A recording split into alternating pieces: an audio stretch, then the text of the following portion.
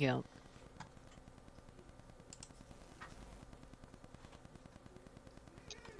Don't even say it. I know this stream's starting off kind of weird. But yeah, we are going. All right. Um, it's a little bit 7 past 6. We can go ahead and get started on session 0 for our little holiday one shot. This one shot takes place in the Unending Spiral setting, um, which has been developed by our legendary Dungeon Master Jonathan Dupree, with a little bit of a, a little extra stuff uh, from me. So everybody here knows me. My name is Sipakli, but I go by Shisho on the Discord. So if you've played a game where I'm running it, you know that it kind of starts off like an AA meeting. So let's go around. I know that there's folks that are not familiar with each other, so we can kind of get introduced. If you want to give your name, the pronouns that you prefer. I know that they're mostly on Twitch, but if you're not streaming or if you're not watching the stream, go ahead and share. And I also want to I want to know your name, your pronouns, and I want you to share a song. Oh, we can see your. No, I can't. Well, I guess we're supposed to. I mean, we can see your sheet. No, I can't. Okay. I want to see if you can brainstorm a song that reminds you of your character. Oh, okay. Well, this will be fun. Who wants to go first? Oh, it's Hi, gonna be me. my name is Victor. There we go. He, him pronouns. I'm playing a hobgoblin law enforcement officer, so the first thing that obviously came to mind was bad boys, what you gonna do? Perfect. Bad elves, bad dwarves, what you gonna do when the hobgoblin comes for you? That is flawless. So we're definitely getting a peek there into the hobgoblin's ways. Beautiful. I love that. The Hobgoblin. Hobgoblin. Okay. Thank you. Appreciate it. Who's next?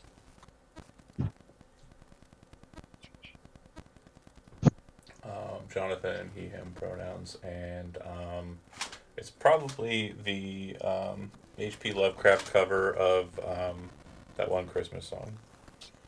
Yep, that's what it is. It's that one. The H.P. Lovecraft Yeah, hold on, cover. I'll find it real quick. Oh no. Lovecraft Christmas carols. Is it a Carol of the Old Ones? Oh yeah, yeah. Oh.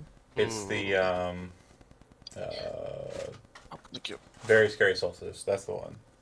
Mm-hmm. Listen, Shimpy, we can't do this all night, okay, guy? I'm gonna spray you with this water bottle in the face so you understand. It's been added to my Christmas playlist. Very spooky. I like that. Yeah. That's When is the solstice? Is it on the 20th, 21st? I think it's the 21st. first or second, I think. All right, who's next? 21st.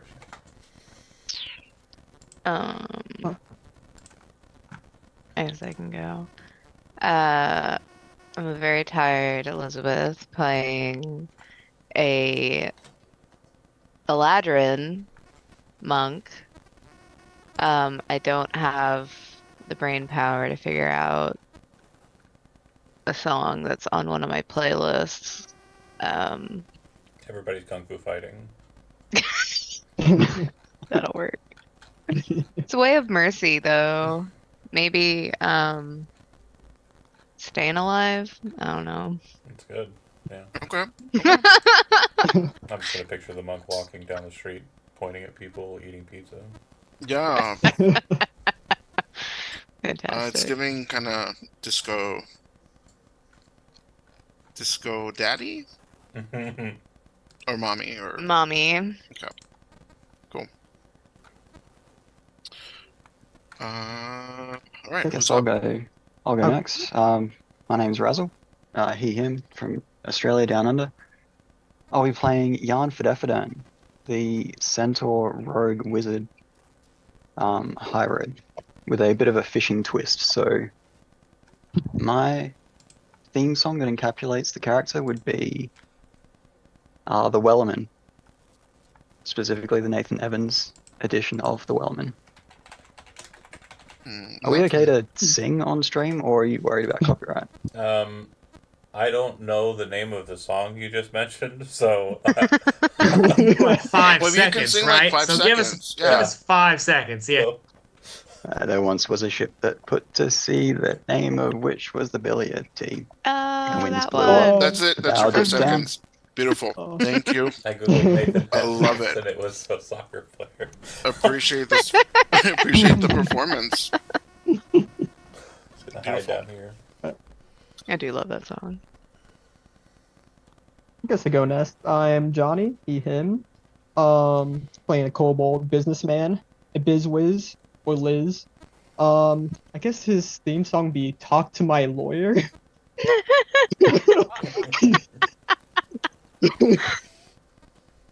That's good.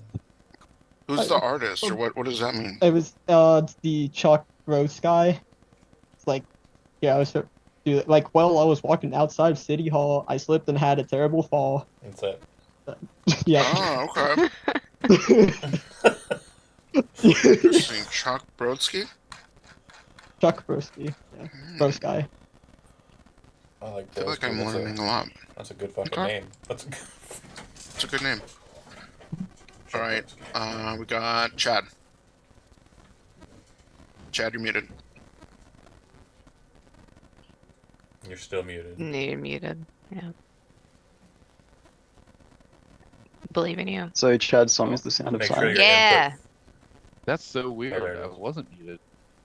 All I had to do was mute myself and then unmute myself. Anyways, my name is Chad. He, him pronouns. I will be playing Imric, a half-elf arcana domain cleric. He's something of a bougie occultist.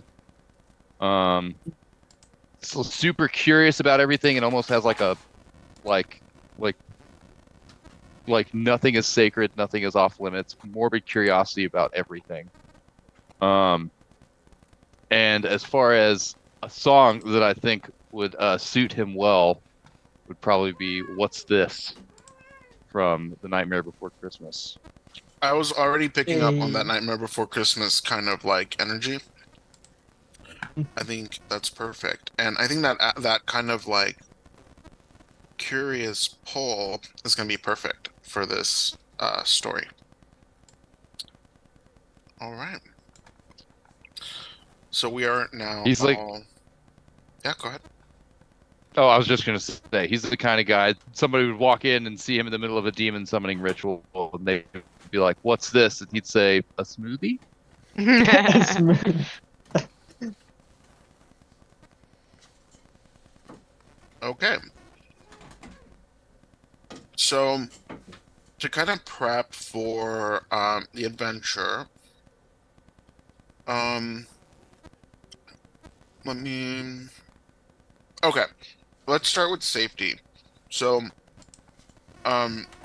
probably if we, I guess if we played Cult before, we do a pretty in-depth like safety discussion. I think for 5e, for this setting, you know, there's not going to be the same kind of level of like monstrous, disturbing terror and, you know, grime and gore, whatever. But, you know, sometimes things can come up that will make folks uncomfortable. So I wanted to check if there was any lines that folks have about material that they absolutely do not want like included in the story at all. So like for me, I feel like it's weird now that I've had to mention it a couple of times, not because people are like bringing it up, but because it's my line, and that's like incest, I think it's kind of icky. I'm not really interested in like stories that bring it up. I'm grateful that folks in in this community are not interested in that. But that's something that could ostensibly come up in like a fantasy story. It does in a lot of the media that we're into and that we consume. So that's kind of like my like a line for me. Um, Veil wise, some like violence against minors or animals. Like people are really not interested in kind of seeing that graphically depicted. That's something that has come up. Is there anything else that folks are kind of that would like to draw a line on or would like to pull a veil over? For me, it's not so much that it's not so much like the presentation of these topics, but as long as like me as a player and my character has some agency, it's like I definitely don't want to be like a captive audience to something that is going to, potentially go south, if that makes any sense. Okay. So you want to be able to you want your character to feel empowered to kind of react and respond and Right. Like, if just like in the real world, if I saw something that was like sort of crossing my boundaries, I'd like to think I have the power to intervene. Okay, yeah, perfect. And out of character, if folks are like something happens, throughout the story and you're like, I didn't like that. That was not cool. You can either say something directly or you can shoot me a message. Anything else? Any other thoughts? No, I'm sort of in the Chad boat. As long as the character has agency and the ability to opt out if and when they feel like it. All right, perfect. So the next piece, for me, what I'm really curious about is, I think everyone has great character backgrounds.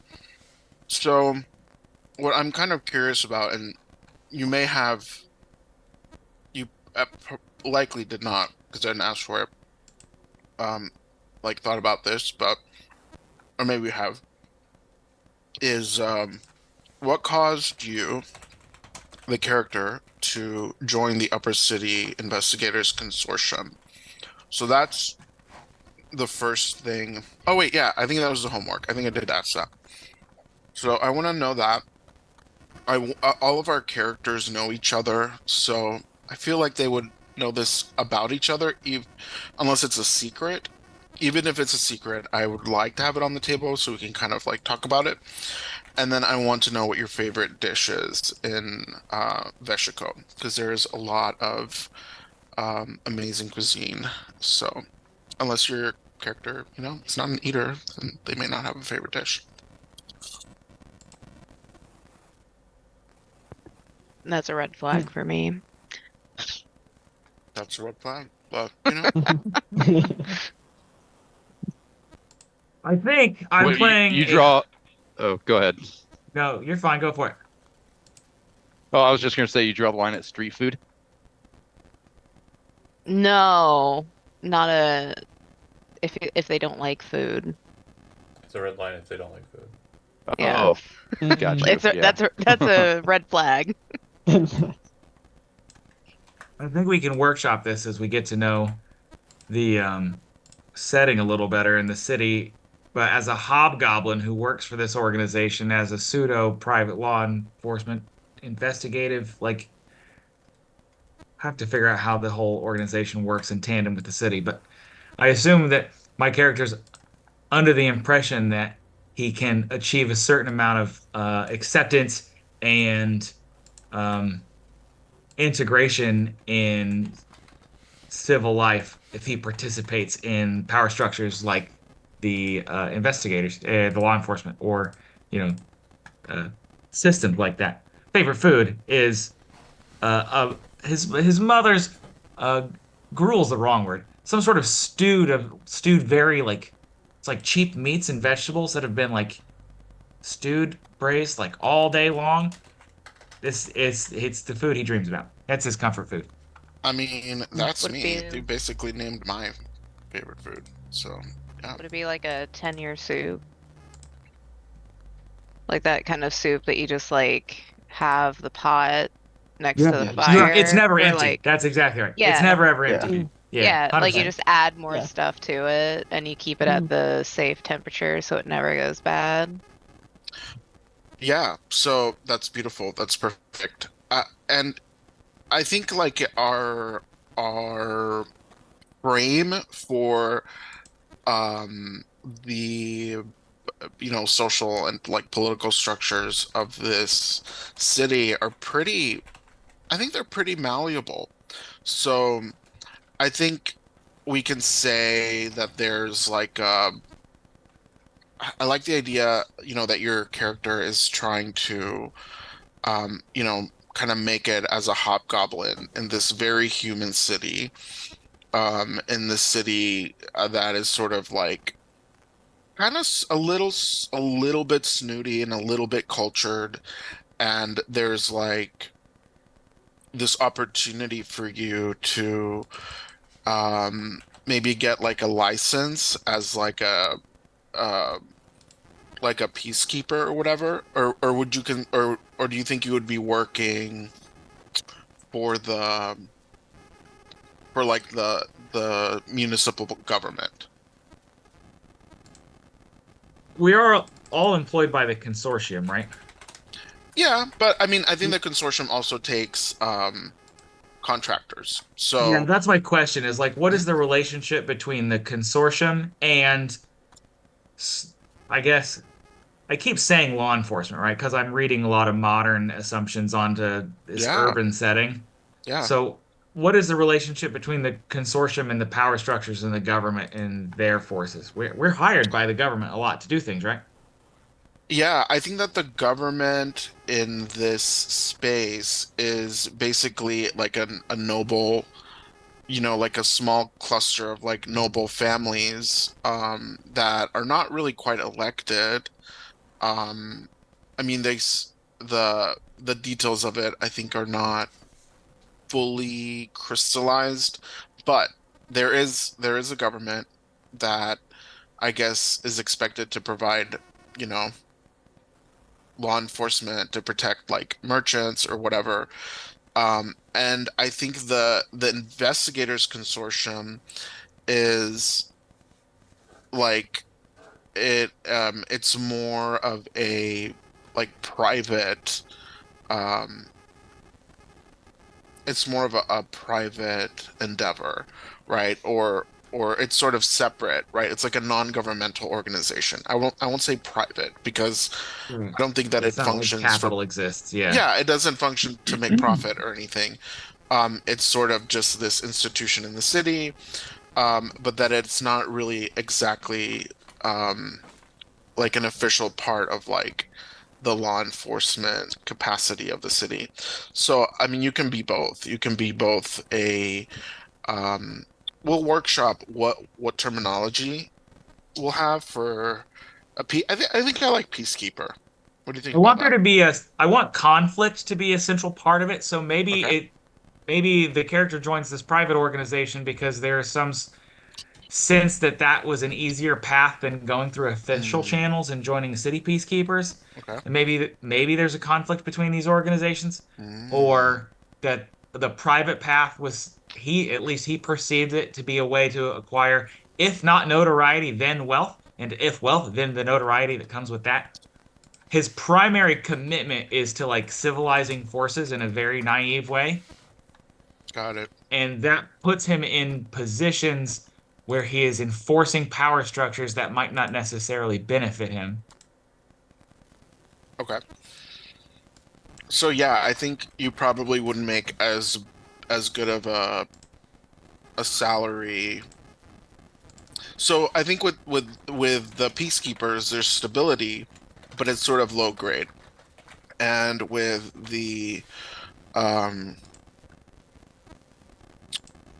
with the consortium, there's high risk, high reward. You know, there might be a few weeks where there's no So work or it's low grade work versus like a week where like you like land a big case and make a big payload.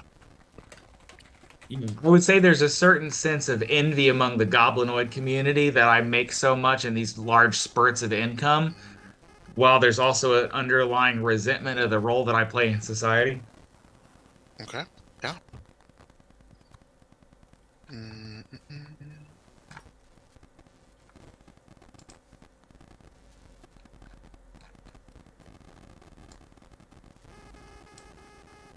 Conflict within goblinoid communities. Okay. Sounds like a Perfect. nature versus nurture kind of deal to sort of prove that nurture wins out. I like it. Yeah. All right. Perfect. Thank you, Victor. Um, who's next? I suppose I was just talking, so I may as well. Okay. Jan has been a fisherman for the vast majority of his life, working on decks of ships heading out into the deep sea. Until the ship he was on went down, he and a friend made it back, but the friend wasn't able to survive. Gambling debts left him unable to afford any meaningful healing. His relationship with his wife fell apart, and that left, or would have left, his only daughter orphaned. Jan stepped in as, Uncle Jan to adopt her and take her under his wing. But he realized that a life at sea isn't really the best way to raise like a 6-year-old girl, and he needed to be in the city and present for her upbringing. So he had to put his life on the open seas behind him and looked for other opportunities. And what drew him to the consortium was mostly his fairly unique skill set. I mean, when you're fishing, you have a lot of time to sit and think and read and tinker and do other things while you're waiting for the fish to bite. So, despite being fairly lowborn, he's quite well educated, and he learned pretty quickly how to stay stable on his hooves while the deck is rocking and up in the rigging as well. So he put his services to the consortium as an infiltrator. And initially they knocked back his application, but the following morning he turned up for the round 2 interviews without being invited by scaling to the 3rd floor of their offices and just letting himself in through a window and just standing there by the window smoking a pipe waiting for the meetings to start. And that's when they finally saw that, oh, he could actually be a decent infiltrator. He wasn't just talking shit. So yeah, his primary motivation is to provide a healthy, stable upbringing for his adoptive daughter.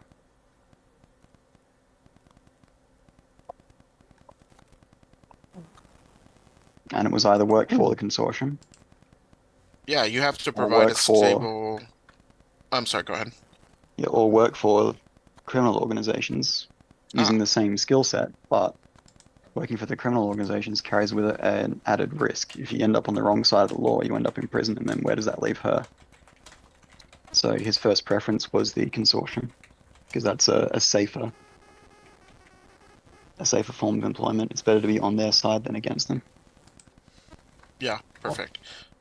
So you're looking for some degree of stability with a skill set that is sort of like, I mean, it's not like you're gonna go and work like at a bank or whatever, right? Yeah.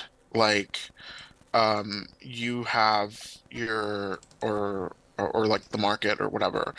Um, but to keep your adopted daughter safe, um, the consortium is sort of like the most reasonable option. Perfect. Yeah. To that end, he does live quite frugally. Money being a major motivator, he's trying to save up to give her better options in life than he had growing up. The food that he likes is reflective of that frugality. I came up with 4 different names, but they're effectively the same thing. We got periwinkle pottage, mudlark melange, Cockle Consom, and Sea Flea Surprise. It's basically whatever the local fishermen can scrounge up through coastal foraging, thrown in a pot with seasonal vegetables. So it's just a Man, seafood stew. It's the that flavor of the sounds day. incredible. Character wants to be invited over for dinner. Yeah, I mean, there's already kind of like a little bit of a similarity there, right? Of like finding some sort of stability within the consortium, being maybe kind of lowborn, enjoying a good old stew. Okay, You mean perfect. poverty of urban life drives people to make decisions? Weird. And it drives people to connect and find community. Okay. Thank you. Perfect. Who's next?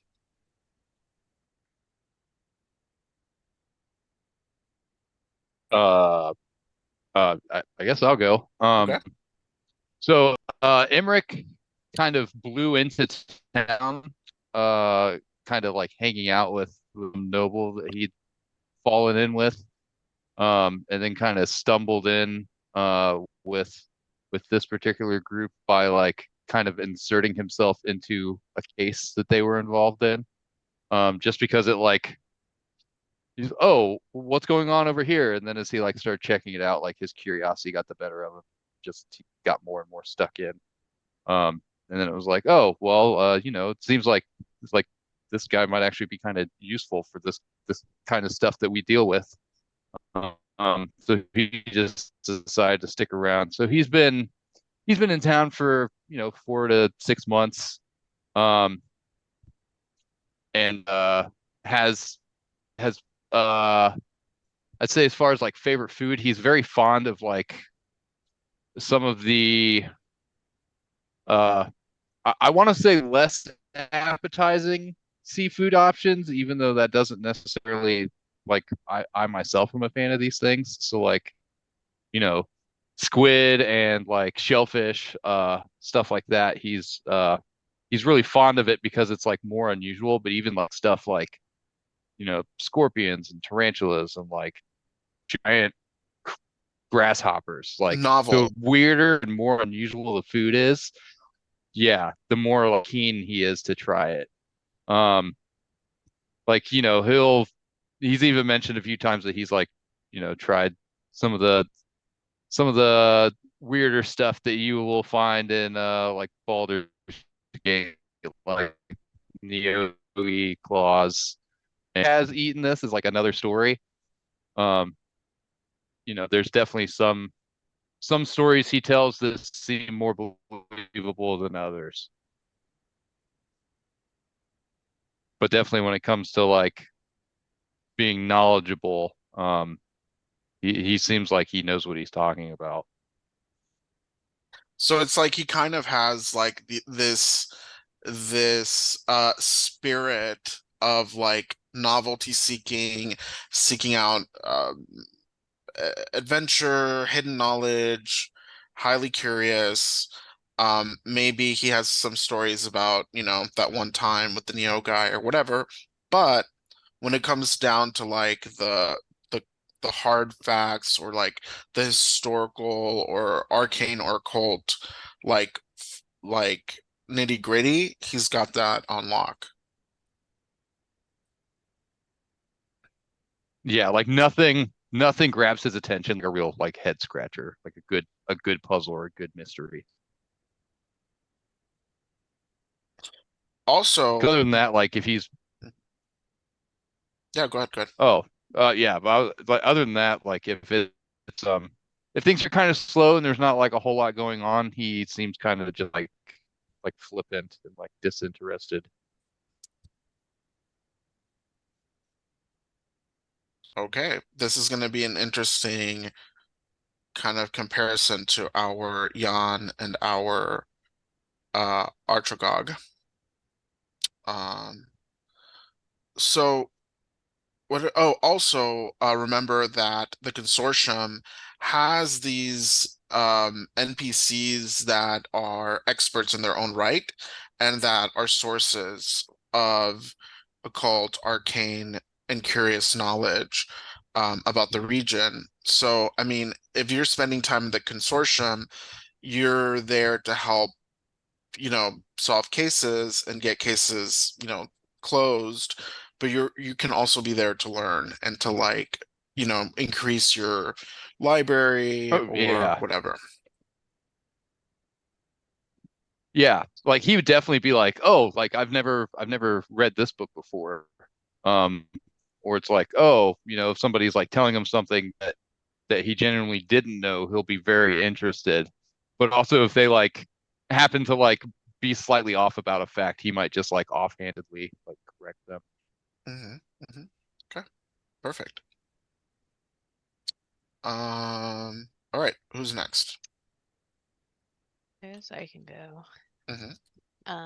So we've been around for like as long as anyone else can remember.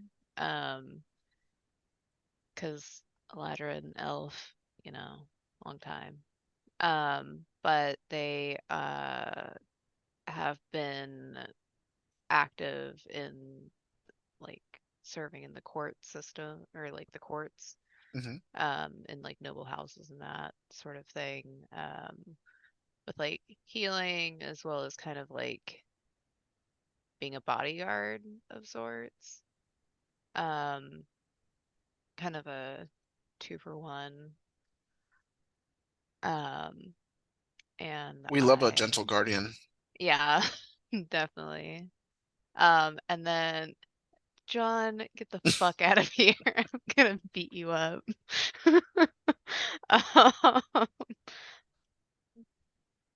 Um, he's teasing me about playing an elf again. But yeah, so helping nobles, like various houses or whatever. And then they really like street food, like very simple, like meat on a stick sort of thing. Hmm. Nothing Hmm. too fancy. Like I feel like a nice like smoked fish on a stick Yeah. is like they're kind of like easy, like it's on the go, it's quick. You don't have to like sit down to eat it. Yeah. That's Is Ilmari usually on the go? yeah. Yeah, always on the go, always doing something. Um and probably got involved with the consortium via the people that she's worked for. Okay. So there is or an enclave of elves in the region. Mhm. I will review my notes and get with you on what that is exactly. Okay. So even if, Ilmari is not necessarily like, a wood elf or I don't know, whatever kind of elf is there. I mean, it might be an enclave of Eladrin there. Yeah. Um, then I think it makes sense Yeah. that if She would at she's least know them. well, yeah, or I mean, if she's working through there is a noble house of elves there. Mm. So I think that actually fits nicely with the kind of like established story. Hmm. Hmm. Okay, perfect. Cool. And then you're kind of like you're not like, oh, I'm so curious. I'm so like interested in solving cases. You were just like, hey, can you go here and do this? And you were like, yeah, You got it, fine. boss. Okay, perfect. Who's next? Um, Go next. So, our little kobold, Steve, he's there on a business trip ordered by his boss in order to conduct business with his client there, but not exactly. He doesn't know the exact details as that will be a breach of contract between the boss and the client over there, but he's gonna be there.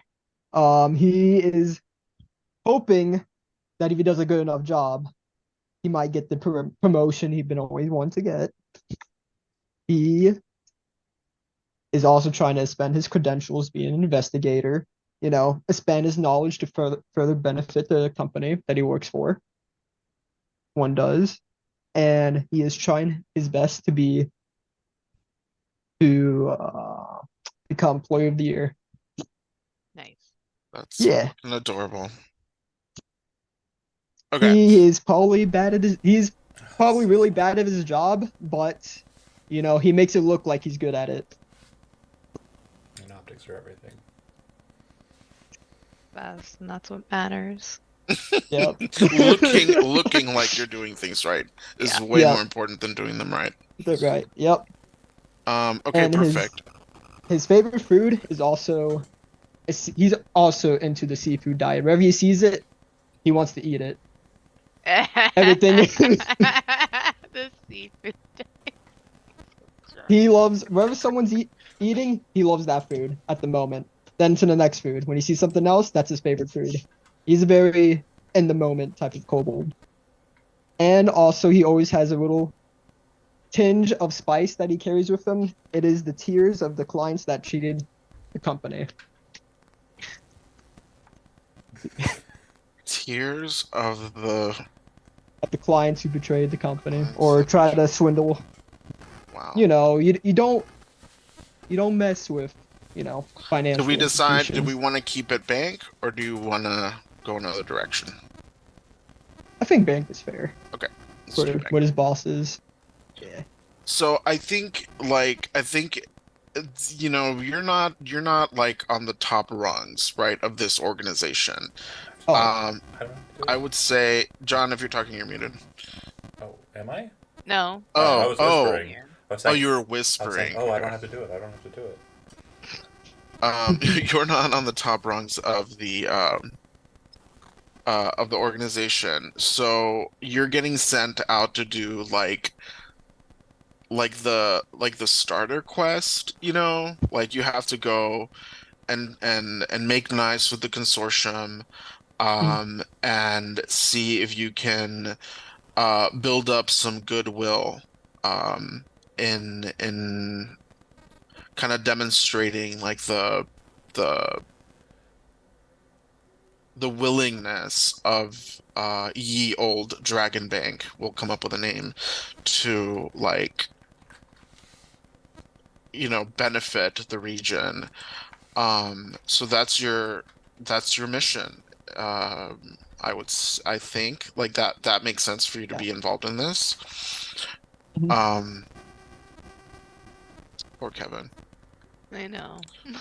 Where's Andy? Where the Watching. fuck is Andy? Anyway, okay. He's playing Last of Us. Let me get back on task and stop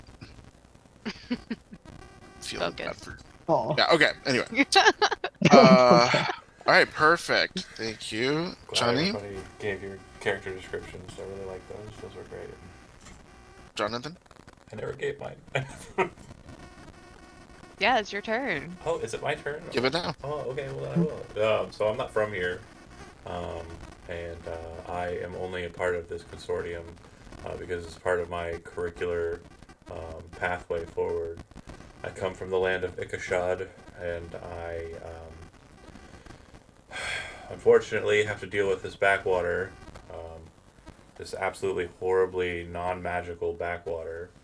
But on the way here, before I became a part of the consortium, I'm officially sanctioned as a member of the consortium, but only because the school here couldn't think of a better way to handle me because I've already blown past all of the curriculum that they wished to teach me.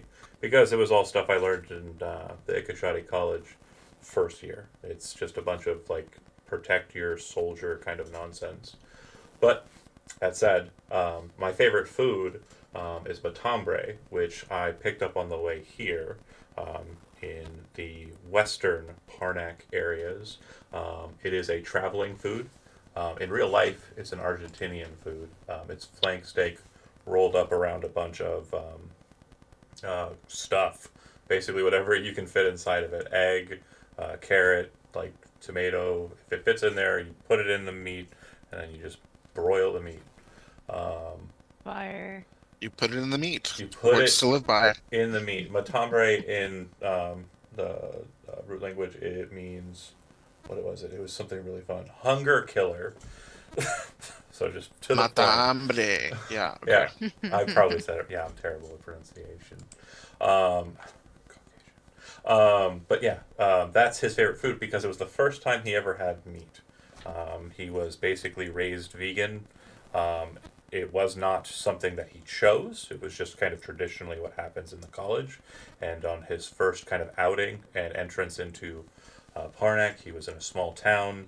Someone was selling it out of like a small vendor or restaurant. He didn't know what it is. He paid for it, and then he tasted murder for the first time. Delicious, delicious murder. Yep. I feel that in my soul. I was vegetarian for like 6, 7 years. I did my And then- research. The first thing I ever ate was like meat again, was like pork intestines, and it was like the best thing I ever had in my life. Anyway, beautiful. So yeah, so Yoth Vidsoth, Just Yoth. Yoth, oh Yoth, is a student. Is he student age? 24. Yep. Okay, and he is like so over it all. Like, why does he have to come here to this shitty backwater? You're like an intern basically, Yeah. Yeah. and It's not fun for him. okay. So I'm sure you're gonna love hanging out with hobgoblins and fishermen centaurs. Probably the most exciting like individuals I've met. I'm assuming that the college here, like if there's like any schooling for magic near or around here, that's where he was. And I'm assuming that in Parnac it would probably be like elite a-holes who probably move towards that kind of profession. So he's not a fan of those kind of people. Well, I would say too, like even in Veshico, there is a university Mhm. here, and they probably do like, I don't know, they probably do like mostly cleric spells. Like, it's nothing fun, Yeah. you know? Agreed. It's So like, yeah, probably boring for him. And this is Yeah. basically because I was kind of, already passing everything and just annoyed at it. They said, "Well, then here's an internship. Go." how much longer do you have? I would say he's probably around for 2 more years. I'd Oh, say wow. it's like a Okay. 6-year kind of situation, learning about the like he'll spend 2 years. So he probably just arrived like a year ago. So it's actually more like 1 year after this. He's probably spent 2 years in Parnac. Probably before this, he spent 2 years in Jernaris. And then his next goal is to go up into Varwin and do elf magic. Ooh, okay. So you've done 1 year in Veshico, and you have 1 more year to go. Mhm.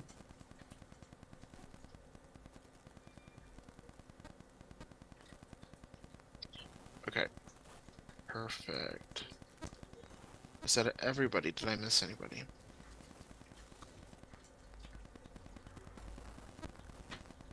I think got everyone. Yeah, I think we're good. So now I'm going to ask you the really exciting question of what do you think of the other people on your team? Archagog, Artie, what do you think about this centaur fisherman? Give me a couple sentences. The centaur fisherman I am fully on board with. I feel like he's a kindred spirit, mostly because he stands out in a crowd the way I do. So, and all, I mean, just size purely. I feel like attention pretty much goes to him, which lets me fly under the radar, which I have mixed feelings about, but they're largely positive. And you can, like slurp up boiled animals out of a kettle together. perfect. Heck yeah. What is your opinion of Imric, the kind of investigative, curious, kind of noble-ish dude that Chad is playing? I'm gonna say the word annoying, but I don't mean it that strongly. I Oh, mean no. it's I love sort it. of like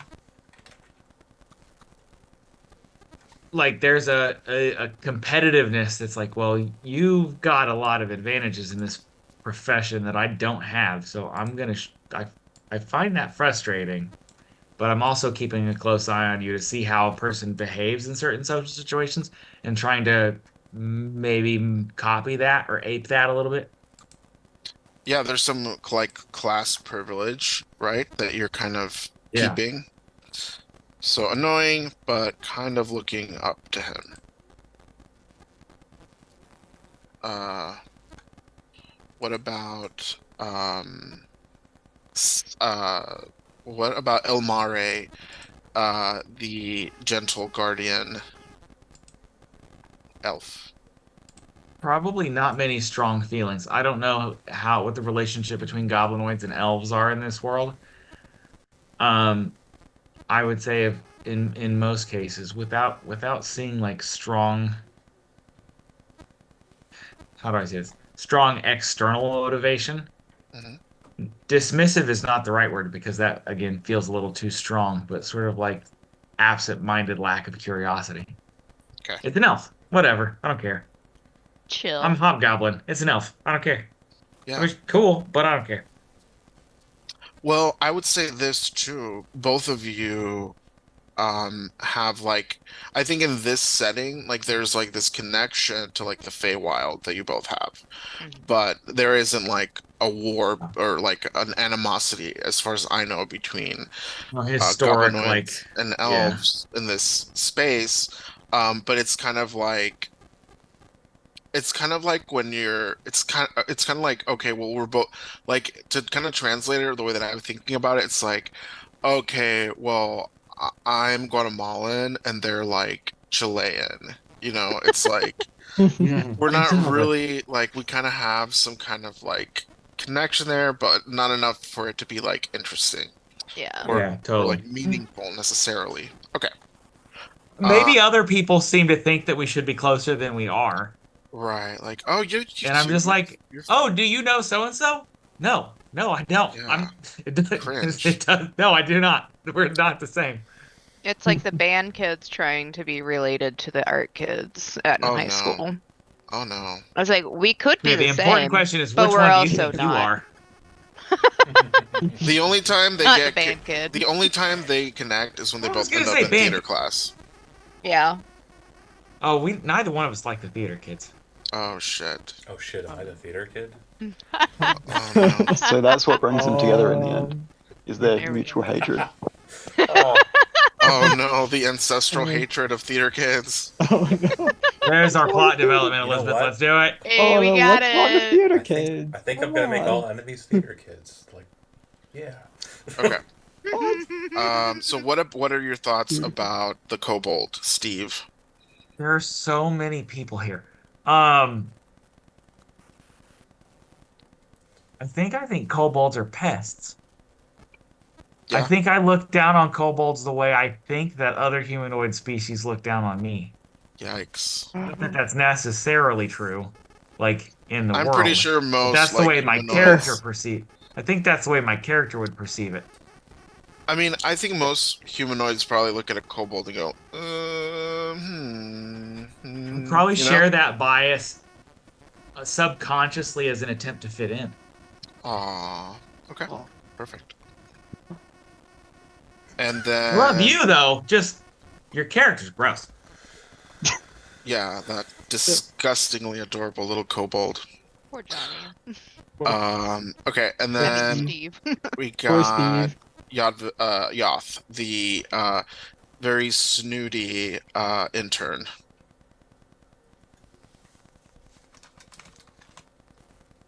Snood is snood. Nobody likes it. Everybody hates it. And you have a crush on him. It's one of those things where everybody can sort of gather around the water cooler together and talk about how annoying that one kid is.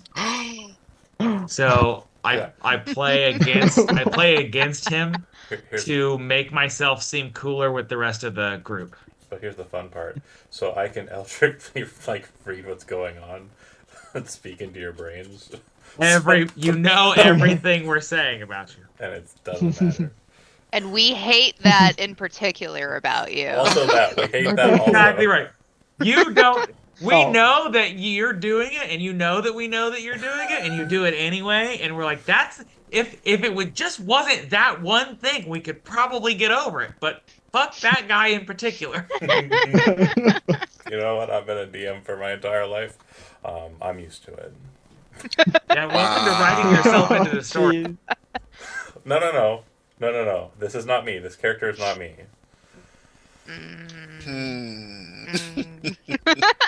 It's like, Press and your X to character doubt. has a crush on him.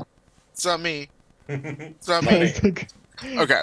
Raz, what about Jan? What does Jan think about Imric, the investigator, the curious one, the occultist, who's a half elf? Yeah, I'm thinking that curiosity works well. One of Jan's flaws is that he really likes to just tell old man stories. And given Imric's curiosity, I imagine that those two would mesh fairly well together. Jan will just start waffling off some tale from the high seas, talking about eldritch horrors of the deep and sea monsters and sirens and whatever. And whether Imric enjoys it or not, Jan at least considers him to be a friendly ear.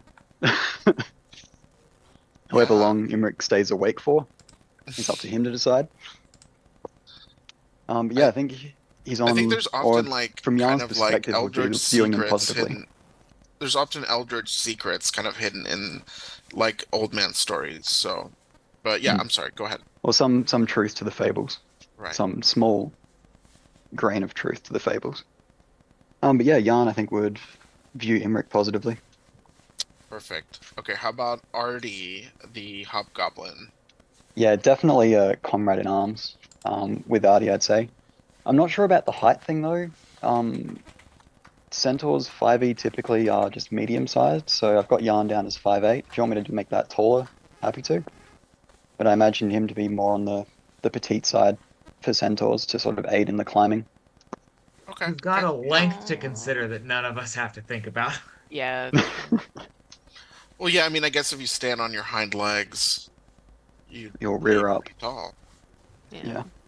But anyway, yeah, definitely comrade in arms, stand out nonetheless, right? There's really not that many centaurs in the region, and for sure, again, there's that kind of Feywild connection. Are Exactly, centaurs yeah. Fey creatures? Yeah, they're considered Yeah. Fey rather than humanoid.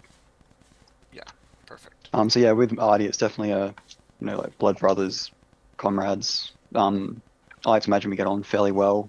If either one of us has had a bit of like a working slump, I like to imagine that Jan would be like, hey, I know you haven't had a job for a couple of weeks. Why don't you, come over and enjoy a stew? Make sure he's staying That's fed, 100%. that sort of thing. Looking out for each other. That's fucking Workers of the Feywild unite. Oh shit. The Fey are unionizing.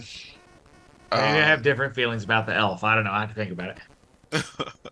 Elmar, what do you think Wow. about the more nobly aligned Fey among you, the Eladrin monk, who is gentle and also kind of a bodyguard? Yeah, so Jan's mother worked for a noble household just as a washerwoman. Didn't do anything too fancy.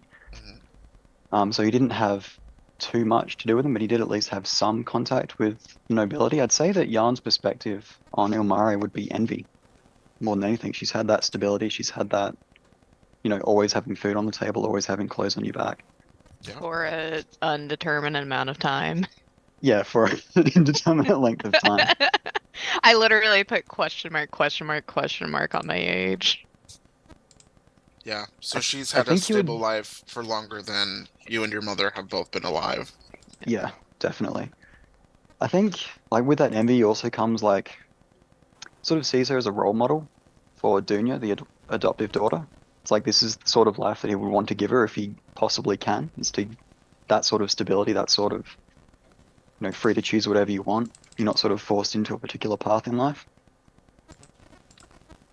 So I kind of want to add to that, Ilmare. I think like to add a little bit of that, like little bit of like twist. I think it would be interesting if Ilmare had a connection to one of the universities or to the Mhm. university. Um, so that kind of gives, um, that kind of gives, oh my God, my brain. Yeah, Jan kind of like a reason to be kind of like, hey, how can I get my daughter, how can I get my 6-year-old into Harvard, when they turn But 18 like, or which whatever. preschool do I need to get her Right, enrolled exactly. into? Okay, perfect. I love that. What about your thoughts on Steve the Kobold? Steve the Kobold. I mean, a lot of people look down on kobolds, but what Jan is seeing is a company man.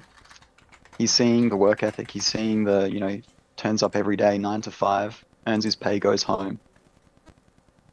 And similar to Ilmaria, that's the kind of stability that he wants for Dunya. So he sort of looks on Steve as like, you know what, man, you made it, you did it. Like you've done well. This is the ideal life that you're living.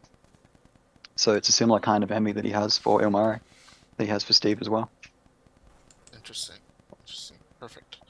And then Yoth, the tiefling intern. For Yoth, this one's a bit harder to place down until we get some actual like inter-character relations hashed out. Like how does Yoth interact with other people?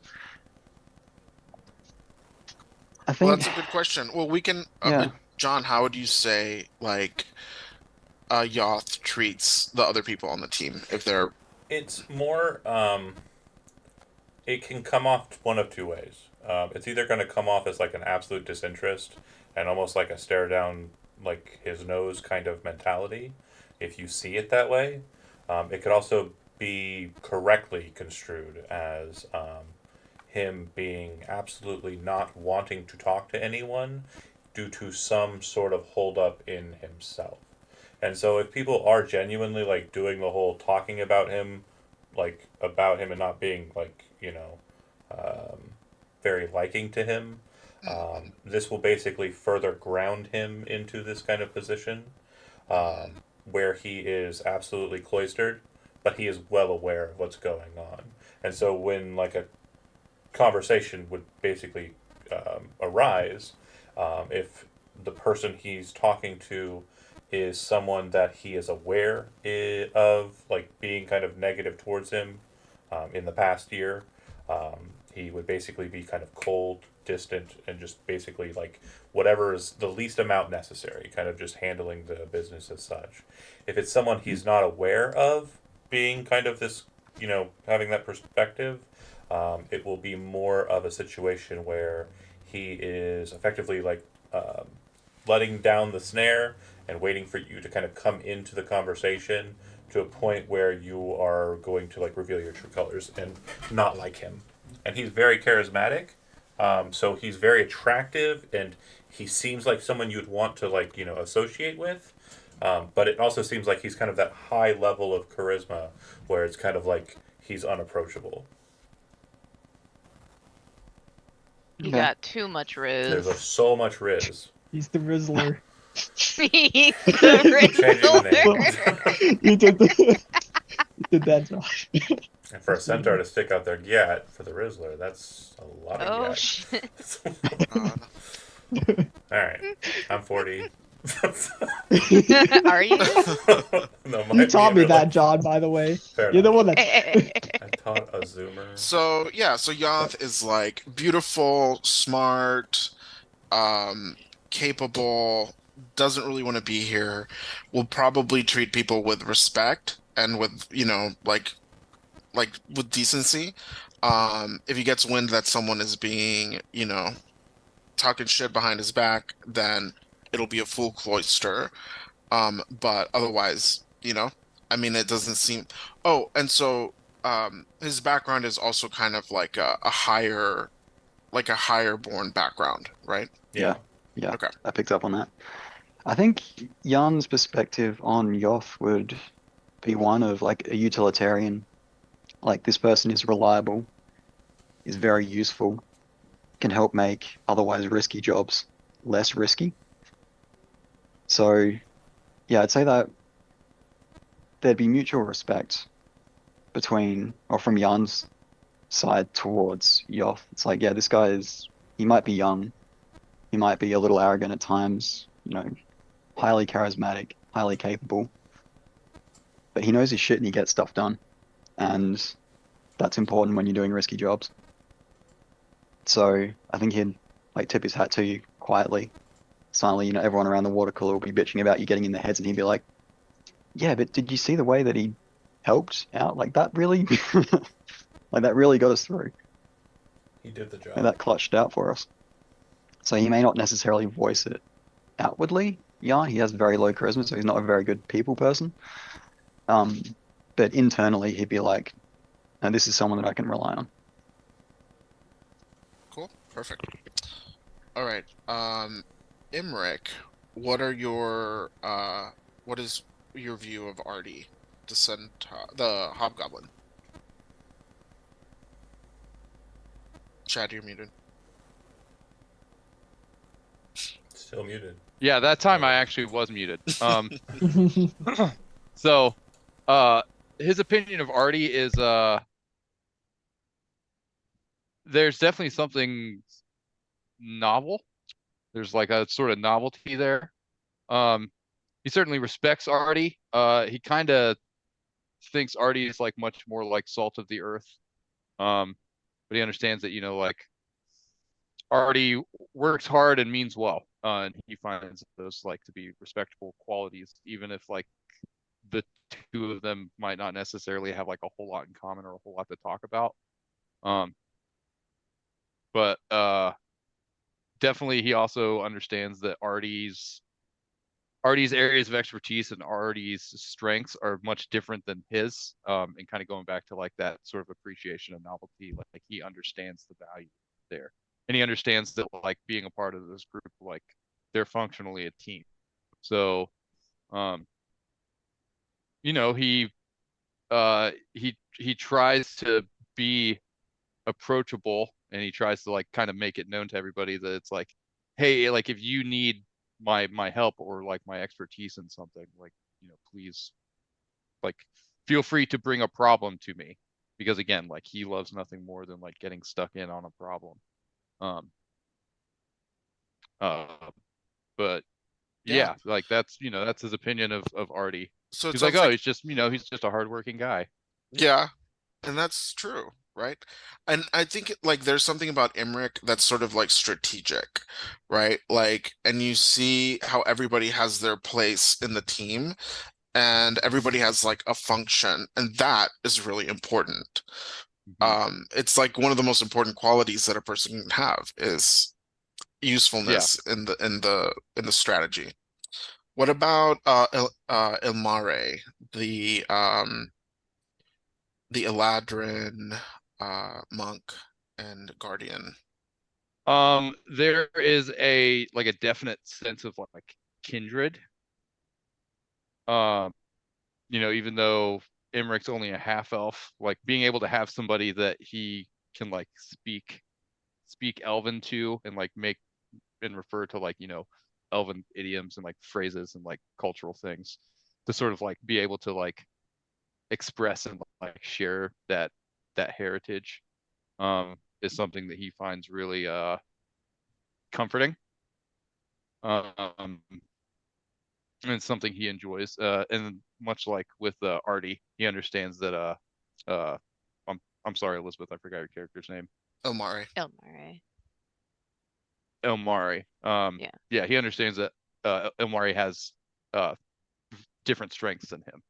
So it's like if you know, if there's like a problem that arises and he feels like Artie or Ilmari would be like much better equipped to deal with it, he has no problem like stepping back and letting them take the lead on it.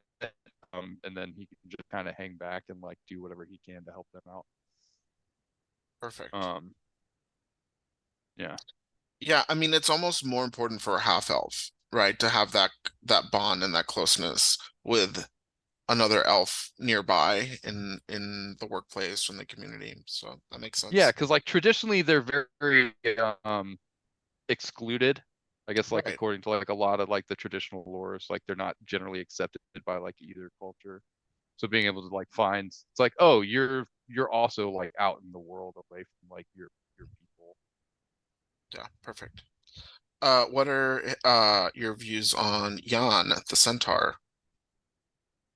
Well, like Jan was saying, Imric loves those stories, like, you know, sitting down at the end of a long day and like, you know, having a beer, and then like Jan starts going on about some like literal fisherman's tale. Um, and even though like there might be like part of his brain that's like, this is all bullshit. Um, like again, like you were saying earlier, like they're he's always looking for like that sort of hook. Um, and there's always something about these stories, especially since like he's almost certainly never heard anything like these sort of like tall tales that Jan is telling. So he gets really invested in these stories, and then he also, you know, he's like been places and done things, so he's also got stories to share. So like, you know, chilling out with like with some food and a nice tall beer and like swapping stories is something he quite enjoys doing with Jan. Perfect. How about with Steve the Kobold?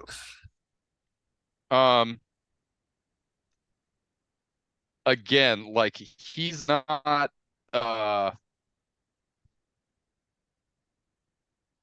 he understands and appreciates that Steve's area of expertise is like completely different than his. Mhm. And he kind of thinks like on the one hand he's like, oh, a kobold, like that's interesting. But even despite everything he's like seen and heard and read about kobolds, like Steve is like pretty much all business all the time. And he kind of like in the back of his mind, he kind of thinks that Steve is like so business oriented that he's kind of like boring or like not fun to be around. But he understands like Steve's place in the operation. He was like, oh, if I want to like relax and have a good time, I'll go hang out with like Artie or like just, you know, kind of relax and just shoot the shit. Or I'll go, you know, like uh you know, go hang out with Ilmari and tell stories about my childhood while speaking Elvish. Get that Yes. language practice in. Yeah. Mhm. The Duolingo owl is gonna come for you if you don't. So so yeah, I God. think Is there it's a interesting. Duolingo course on Elvish? There actually was for a while. I There don't you know if go. it's still on there. Quinoa, Funny. quinoa. We're gonna Hmm. have like a Duolingo Completely mirror tired. in canon, It's an like owl a mirror that spectral teaches you owl. Oh my God. Elvish. It just appears out of nowhere and says, "Did you do your lessons today?"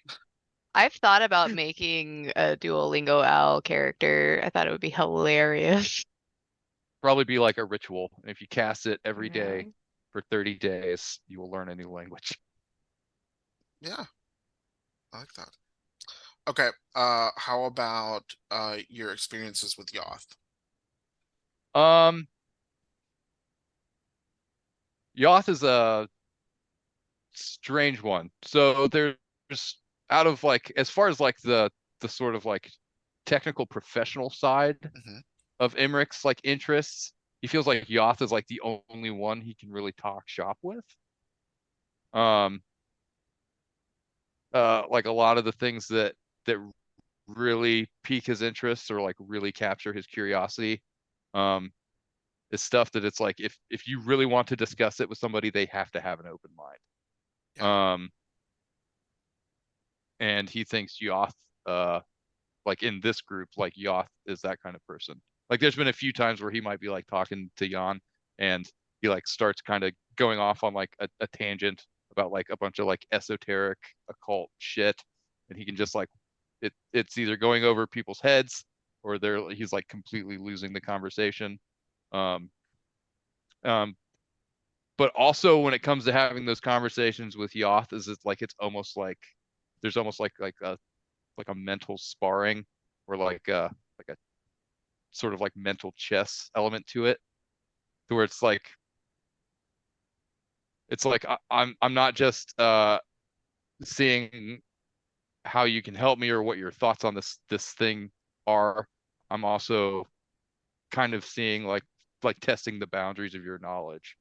Um uh but other than that, he's kind of the opinion that Yoth like maybe takes himself a little too seriously. Yeah. Yeah. I mean, I think that's perfect. Do you think Emmerich learned about his peculiar interests, about his specialization, like through like a university or a church, or like through private tutors? How did he come by that knowledge? He started off as like, do you want like the long version or the short version? Can be abridged. Okay. So basically being a half elf and having like no permanent home ended up in like a church.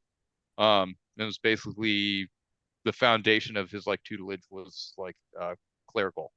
But then somewhere along the way he started learning about it's like, oh, here are the things you need to be aware of, like undead, celestials, fiends, aberrations, like monstrosities. And it was like instead of just being like, oh, these are things I should be afraid of, he was like, these are things I'm intrigued by and curious about, and I want to learn more about them. So And that's it like a eventually kind of got an to the point additional where it was like, difference.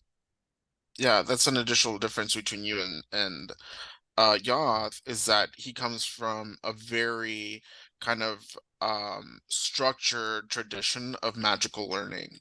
And so hmm, there's got to be a little bit of that, like um rivalry of like, I came up through the church, and then you know I kind of made my own way in the magical world, versus I yeah, went through the not knowing, or not, I mean, obviously Yoth is very like talented and competent and sort of like a savant in his own right, but still, right, like there's that privilege of going through that structure. So yeah. that's And interesting like too. Emmerich was like, oh, I want to learn more about this. And they're like, no, no, that's like dangerous. You can't learn about that. He's like, watch me. And then he just left. Like he left the church to go pursue the things he wanted to learn elsewhere. Perfect. Beautiful. Okay. Thank you, Emmerich. Now, Omare, are you alive? Are you surviving? I am alive. Okay. What does Omare think about Emmerich? Chad's half Mm, elf occultist. I feel like she thinks of him like almost like a nephew, I guess, of sorts. Like, I think a lot of the people that she interacts with, she um kind of thinks of them as like almost members of her of like a family. Because she sees everything as like related, Mhm. whether they're like directly related or not. Mhm. So he's kind of like a nephew that, she tells stories however old they are, and, letting him practice and just talk in the language. Beautiful. how about Artie, the hobgoblin? Um,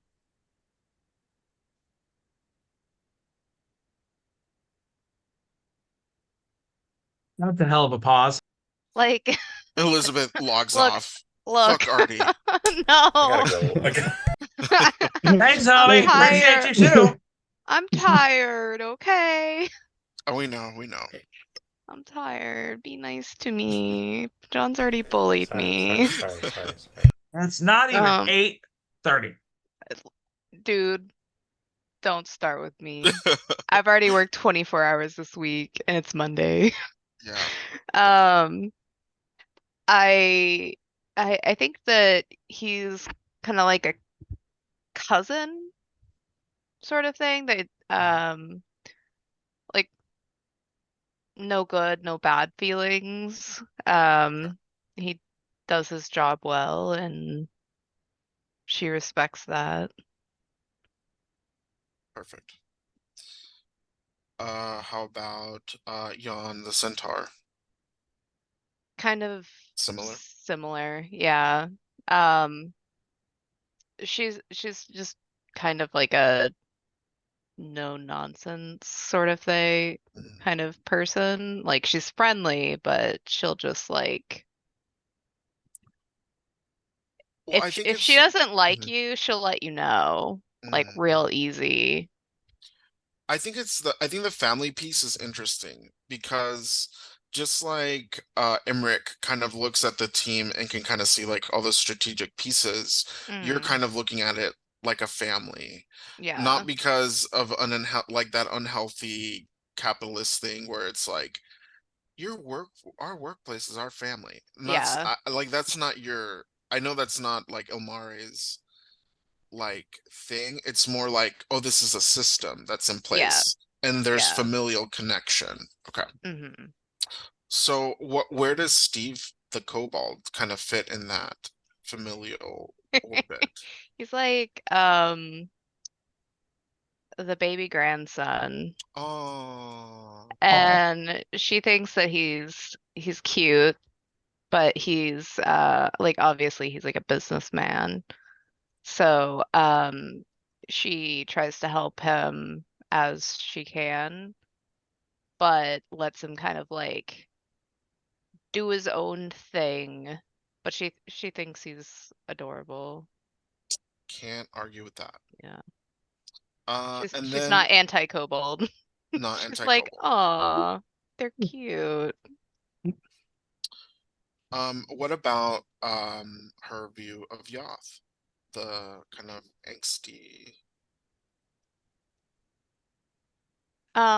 He's angsty more like the like middle grandson that's like a teenager and is currently like kind of being a prick, but they're like just trying to figure things out in their own way, I guess. yeah. Um, but she doesn't really like that he seems to think like this is just like, backwater, whatever, not important, because she thinks that like a big city that has like a bunch of magic and everything is just as important, like no more or no less important than anywhere else. So like, I don't know. Well, yeah, you have like that more grounded view of like of roles, right? Like Yeah. everyone's got a role to play in the greater like global family. Is Urs a globe? Yeah.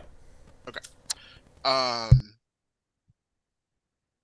Whereas, Yoth maybe hasn't developed that like awareness. I mean 24 is pretty young. Sorry, Johnny. Okay. Is Beautiful. Johnny even 24? He's exactly Yeah, I'm 24. I'm Oh. exactly 24. Aw, what a Baby. baby. So Aw, He is but a I baby. know that was coming. so I cute. just baby. think 5, 6 years old. I don't know. Nice. Okay. Steve. what does Yes. Steve make of Imric, the Well- half elf occultist Well- arcanist cleric? Well, to him, he sees like everything in a business sense. Okay. To Steve, he thinks he's the guy to go to find a loophole in a contract. Like, Nice. this man is dangerous. Don't let him read any of the contracts you want to offer him. But that's a good thing because if someone else tries to swindle us, he's the guy to go to. Okay. So he's like thinking he's like in the high position, high paying job. So that he's like, he wants to go to Imric. If case and Chase goes down, he goes to that. Yeah, Imric has that kind of strategic perspective and is, very studied and learned. Mhm. And that's like kind of where you see that value. So Mhm. it's interesting. It's like I feel like Steve is the employee that thinks he's a capitalist. Ex- Okay. Yeah, So that's how about exactly. what about like someone that's a little bit more humble, like the like Artie, the hobgoblin? Well, I think he feels like already. He said he kind of feels the animosity of like saying Mhm. that Cabol's a pest. Mhm. So he wants to like try to prove that he's like wrong in a way. So he works extra harder when he's around him, trying to think, that So you want to prove they that were kobolds are uh productive members of the greater society yes, and he to Art. understands why others think that, but he wants to try to break the mold from that Oh stereotype. no, And not the internalized anti-kobold bias. Wow. Okay. and he feels like he's probably like a bouncer sort of the company or security. Like Mm, if there's like a fist fight going on or someone's like came in drunk to work and start throwing punches, he's the type of guy to call. So In his if mind. if things come to blows, you're like, where's Artie? Yep. Someone call Artie down to the floor. Okay. Ilmare, who is like, I feel like now I'm thinking, even though Ilmare probably doesn't look old to other humanoids and Fae, um, Mhm. or Draconids? Are Mm, kobolds Draconids? Yeah, they're draconic. yeah. Okay. But like, are they called humanoids in They are 5e? humanoid. Okay. Humanoid parentheses kobold. Got it. So Elmari, I'm feeling like is giving grandma vibes now. She's like great He's- grandma vibes. Okay, grandma vibes. So, what do you think about Grandma Elmari? Well, Steve will think she's like the CEO since she has the most experience in the company. She knows her shit, and he's hoping she's his best bet to get promoted. So he sticks around her a lot. Like he I writes down notes from the suitcase, kind of like in the background, not making sure like you're there, but you kind of know he's there since he's really bad at hiding. I think that's really There's- cute because I was seeing her more as like that like senior like union member Mhm. that's works in factories. Yeah, Not and CEO. and if you're so divorced from reality that like you think that this space like to where you're kind of like imposing the corporate bank kind of hierarchy on this like investigators consortium, you might as well be the CEO, right? That's fair. Or at Yeah. least like the CEO of the of this investigative unit, right? Or this group. Mm, There is a president of the consortium, so technically they're like the CEO mm. Yeah, but or and whatever. his with like company we have here or Right. the bonding Okay. class bonding here. And Senior leader. Steve respects her a lot because he's like boss in that Mhm. way.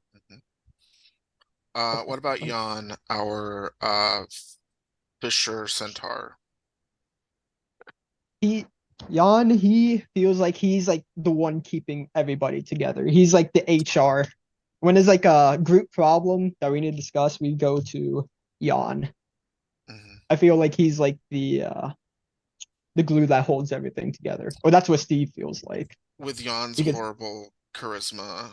And Yeah. then Or- launching into an unrelated tall tale from the high seas that has nothing to do with the situation at hand, just to diffuse the situation. Roll charisma Yeah. to keep the company together.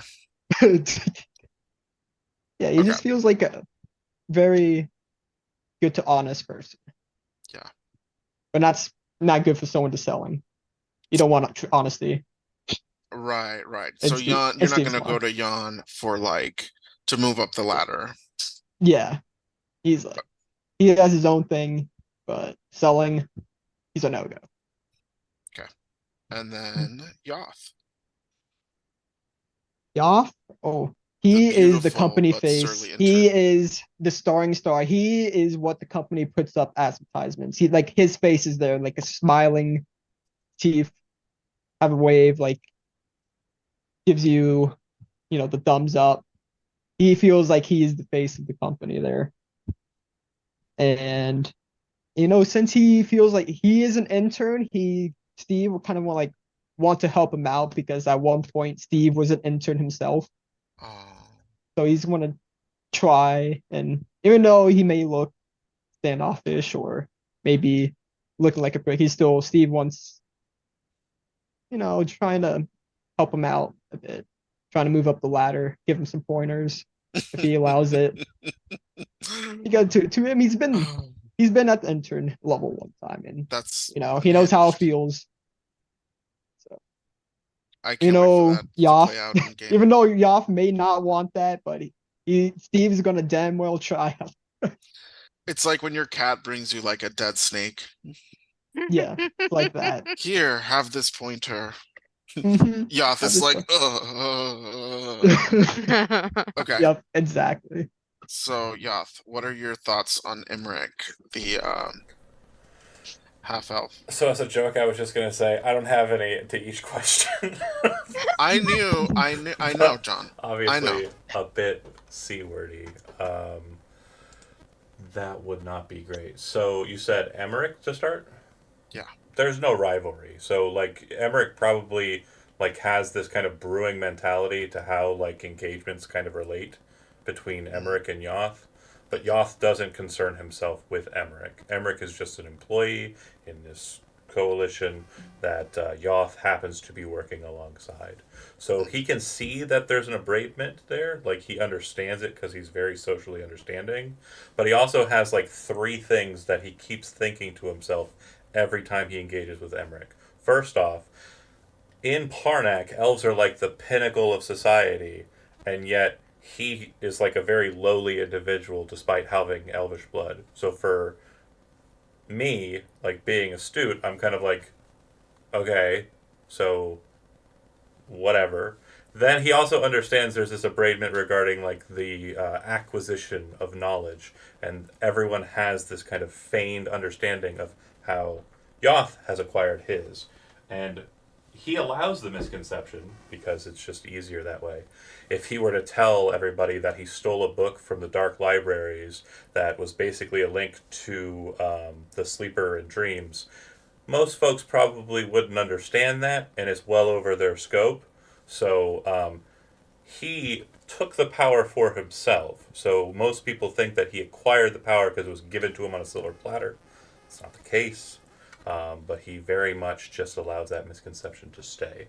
And so he thinks it's funny that there's that abradement regarding, like, the kind of, bouncing of mentalities present there. And then the last thing that kind of sets to Emmerich for Yoth is it seems like he's competent based on what Yoth has seen, but again, competence doesn't mean interesting. So he just allows that to kind of exist. It's like another part of this boring, stacked city that he happens to be in right now. That's it. Perfect. How about Artie, the hobgoblin? In Artie, he sees a lot of himself, strangely. So he can tell, because again, very charismatic and very understanding of kind of social, like, not very insightful, isn't able to read people like on the fly, but over time kind of just socially understands and picks up what's being kind of put down.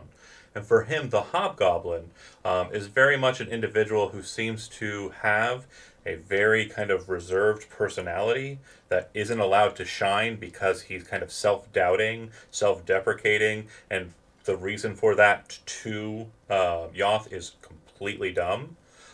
So he sees that, and there's kind of like this projection from Yoth onto Artie that will either come off as like very concerned. I want to try and be nice to you. It's hard for Yoth. Or kind of like if it gets bad and like he sees a lot of himself in it, it's like to a point where it's like makes Yoth self hate. He is going to basically project his own self hatred onto Artie, just based on what So I've got it's there. kind of like when you see yourself in someone, it can cause like some empathy to develop, but then if that vision becomes too sharp, the triggers like disgust. Correct. Yeah. So the I think like what's an interesting distinction too about Yoth is that the charisma piece, right? Like in terms of like the attribute, it's kind of like being able to navigate these social webs and kind of seeing where all the pieces are. Mm-hmm.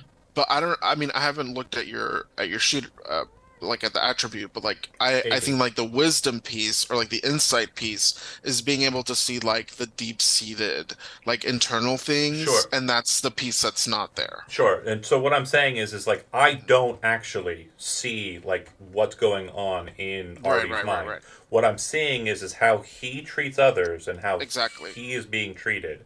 And so Mhm. for me, I've basically foisted myself on Artie just based on those interactions and the interactions Victor basically had Yep, mentioned. yep, perfect. All right, how about Grandma Omare?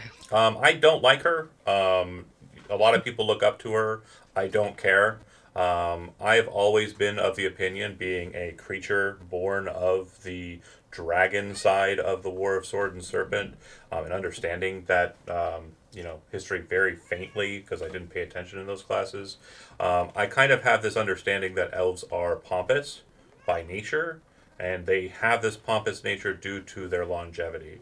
And so an old elf to me is just kind of like, especially one who I, feel is kind of lording over in this position, is not one that's very interesting to me.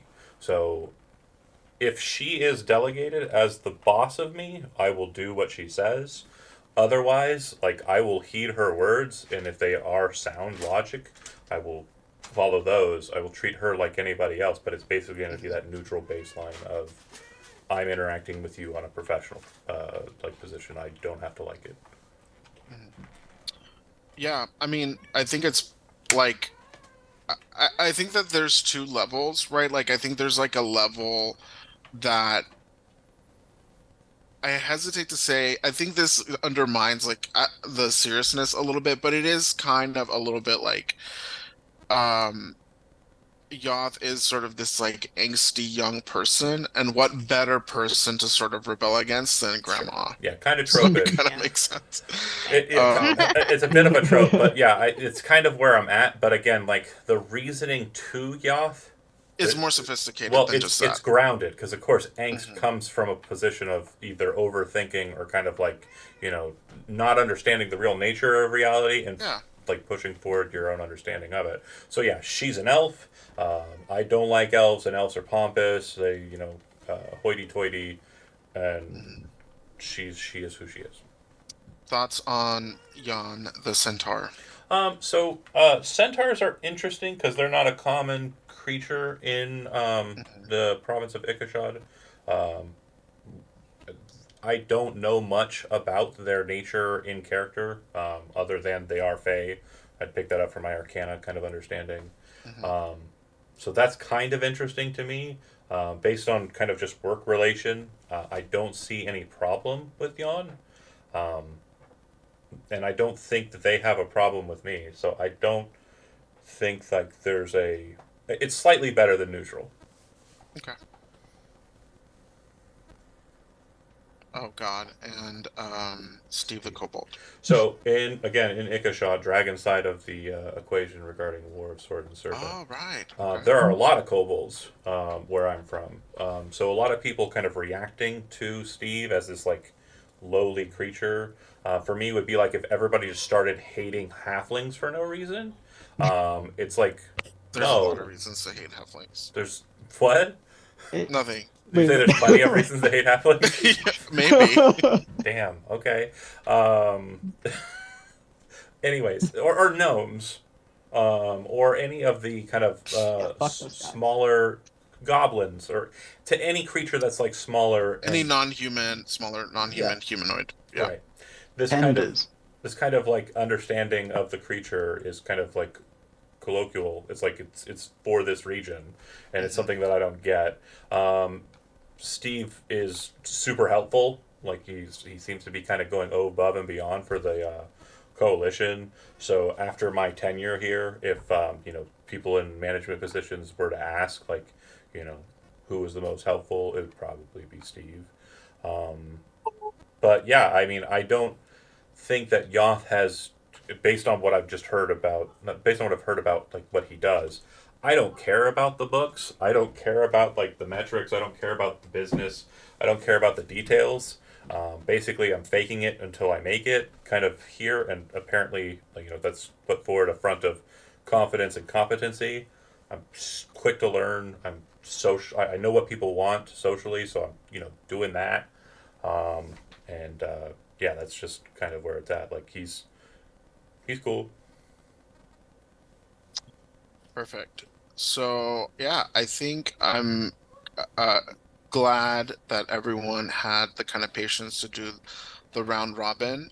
It's really helpful for me to kind of think about like what kind of NPC reaction, behaviors will be like, and what kind of fun things we'll get into with a little bit more information about what y'all's relationship is like. Also, because I wanted to jump into session one with all of that already just established, so that we could dive right in. I have another question. Does anybody need a bio break? 5 minutes. I'm good, but yeah, I'm good. I'm okay with it Okay. being happened. I'm good. Okay, perfect. I'll run an ad. I don't know how to do that on Twitch. I don't care. Run an ad. Oh, Yeah, they have like Run an ad ad. Oh, on rolls. Twitch. I don't know how. You can add it to your like little dashboard underneath the stream, Oh, and there's just a button you press to run ad. that's interesting. It's like a little widget or something that you can add in. I think it's on the right side. Yeah. So, yeah, we'll maybe we'll consider that for the next Sure. session, because I do like to take a little break, but I think we don't have much longer tonight. Okay. So the preparation for session one, is to consider what your opinion of the people in power here is. So in the handout, there's a little bit about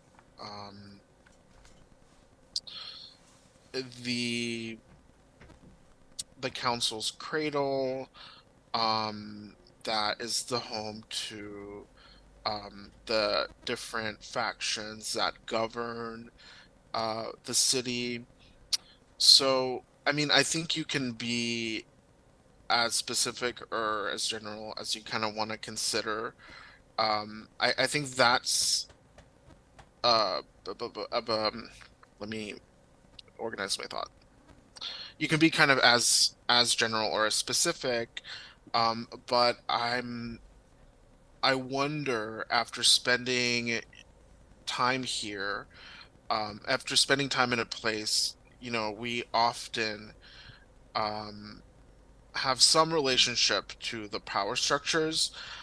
Sometimes we don't, like some people kind of are able to live in enough privilege that they don't have to worry about that, right? Like they don't really have to ever wonder about like what is that, or is the farm workers union like what do I care about them, right? They have nothing to do with me. Or someone like Elmare, you know, may have a connection to like one of the other traditions, or um, to the university.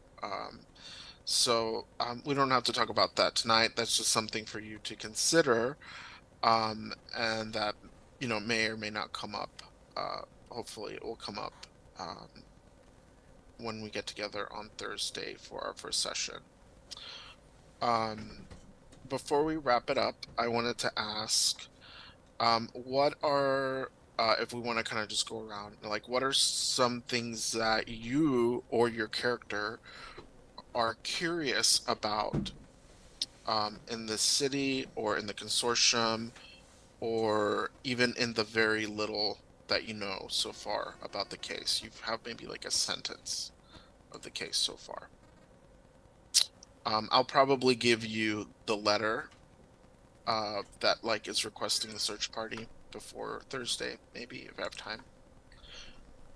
Okay, so what strikes the most curiosity for you or for your character so far?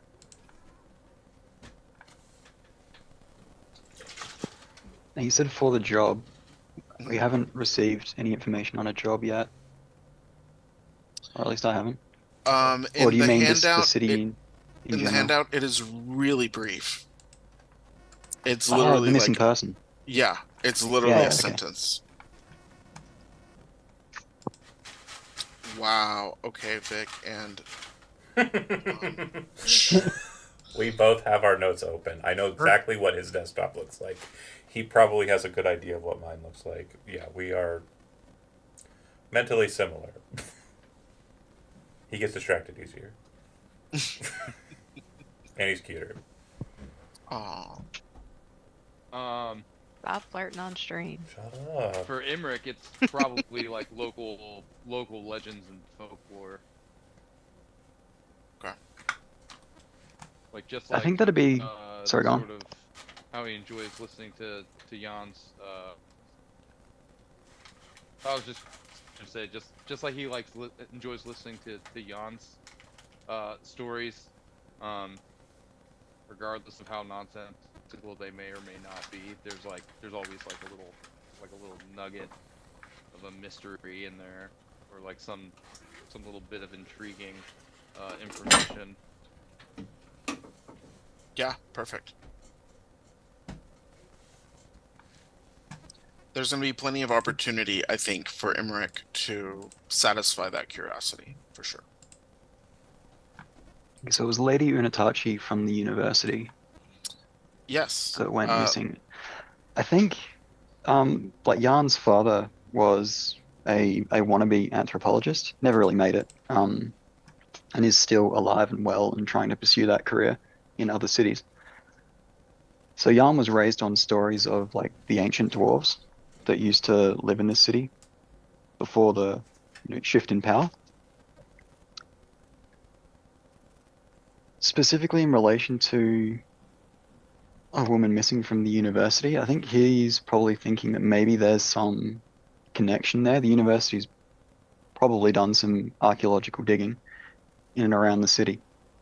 Maybe she found something she wasn't supposed to. Maybe she found something that was supposed to be kept locked up. I'm thinking back to the wild theories that his dad used to have and used to share with him as a kid.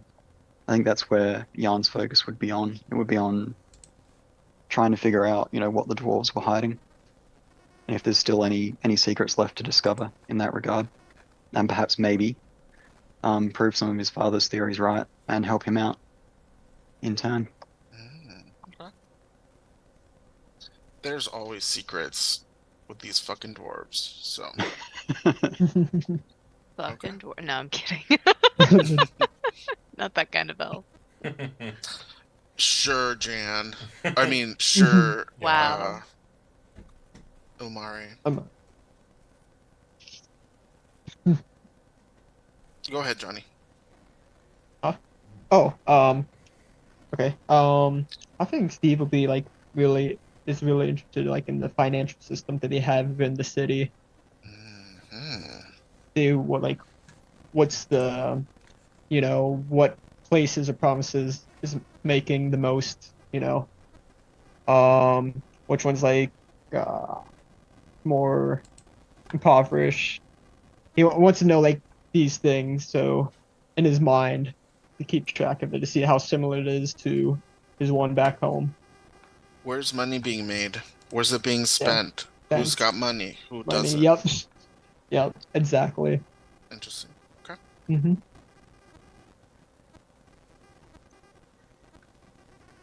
I think Elmaria would probably be like another day, another important person getting themselves into shit they probably shouldn't have been in. Yeah. Let's go do our job. Perfect.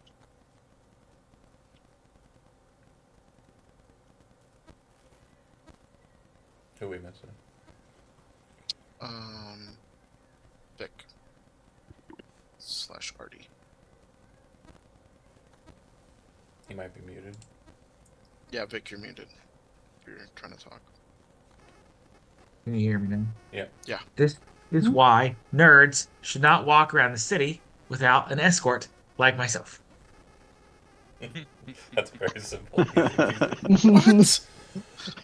I love it. That's Don't let great. nerds go outside. Walking down dark alleys by themselves get in trouble. Oh, okay. We can relate on that. Protect your nerds. So I think that Yoth's mentality on it is they have the title of elder, which is very interesting and important to gain the favor of, because as of right now, the main reason that Yoth is in the consortium isn't for the business or the investigatory stuff. It was literally to be attached to like the Seekers of Knowledge, the elders, and he's been closely tied to Elder Uyan Ina, the scholar mentioned in the handout. Probably mostly, especially regarding seeking out knowledge in the libraries of the consortium and elsewhere, possibly gaining access to other places or hoping to gain access to other places. So another elder who might have different points of view for Yoth is very interesting, especially to gain the favor of after rescuing. But if the handout says to or the note that we both posted at the same time, it says that a search party. So that's going to be in the city, right? Mm-hmm. Okay.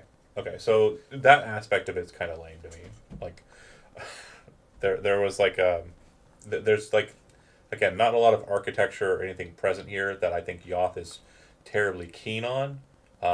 It is an amalgam of like several different cultures, but for Yoth, it's like he's used to like the floating islands of the Ikashadi capital, the swelling and soaring heights of dragon cliffs and the like. So it's very much more grounded to him, and so it's not terribly interesting.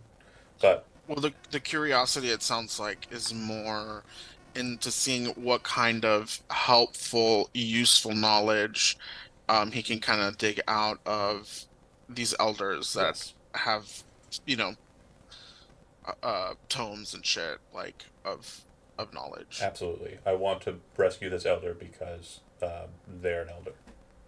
Yeah, perfect.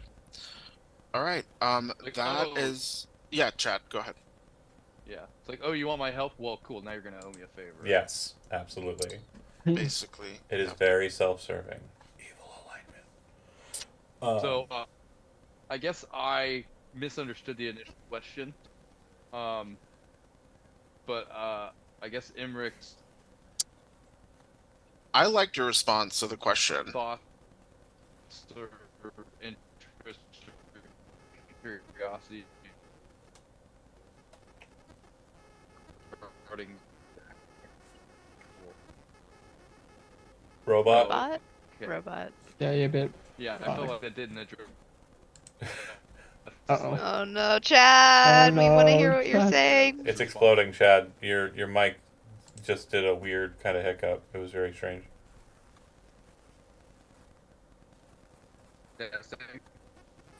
You're still major robot. Yeah, there's a lot of latency coming from your end.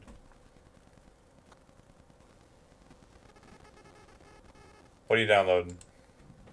Stop all the downloading. Testing. That's a little better. Yeah, Yeah. better. Testing. Oh, Yeah, better. a suggestion: if you hit stop video, it might free up a little bit of your bandwidth. Not that I don't like looking at you. That's not what I was trying to say. It does help Zach on Sundays. Give it a go. Anyways, but yeah, just to sort of expand on my answer, basically as soon as they would be notified or like approached in regards to this missing person, Emmerich, probably just like immediately just have like a list of questions, not limited to, but including like what was her specialty, what was she involved in, what kind of projects was she working on, that kind of stuff. Yeah, if you send me a list, I can have answers for you when we meet on Thursday.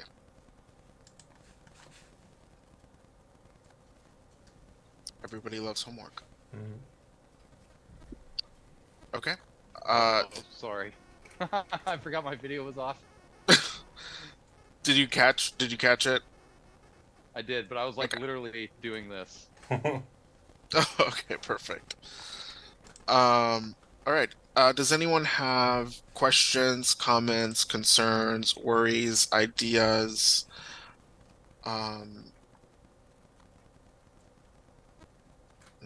No. No, I think we got a really fun group. Yeah, I think this is It's gonna be very really fun. diverse. Yeah, agreed.